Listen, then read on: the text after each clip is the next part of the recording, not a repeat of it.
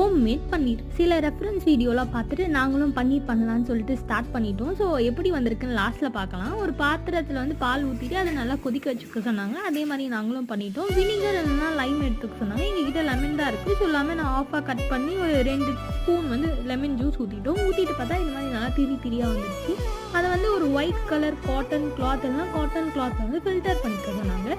அதே மாதிரி வந்து ஒரு ஒயிட் கலர் காட்டன் கிளாத்தை நாங்களும் கொஞ்சம் கொஞ்சமாக போட்டு தண்ணியெல்லாம் ஊற்றி கொஞ்சம் வாஷ் பண்ணிக்க சொன்னாங்க. அப்போ தான் அதில் இருக்கிற புளிப்பு தன்மை வந்து போகும் அப்படின்னு சொல்லிட்டு சொன்னாங்க. ஸோ இந்த மாதிரி நல்லா பிசிஞ்சு எடுத்துகிட்டு இன்னொரு தடவை நல்லா தண்ணியெல்லாம் ஊற்றி இன்னொரு தடவை நல்லா பிசிஞ்சு எடுத்துகிட்டு அதில் சுத்தமாக வாட்டரே இல்லாத போது அது மேலே வெயிட் வச்சு வைக்க சொன்னாங்க. ஸோ நாங்களும் அந்த மாதிரி வெயிட் வச்சு வச்சுட்டோம். 2 hours கழிச்சு எடுத்து பார்த்தா எங்கள் பன்னீர் ரெடி. ஃபர்ஸ்ட் டைம்ன்றதுனால எங்களுக்கு வந்து ஓகே பன்னீர் மாதிரி வந்திருக்கிறதே ஒரு பெரிய சந்தோஷம் தான். ஸோ எங்களோட பன்னீரும் நாங்கள் செஞ்சதும் பிடிச்சிருந்தா எங்களுக்கு வந்து லைக், ஷேர் அண்ட் சப்ஸ்கிரைப் பண்ணிடுங்க. எங்களை ஃபாலோ பண்ண மறந்துடாதீங்க. பாய் பாய்.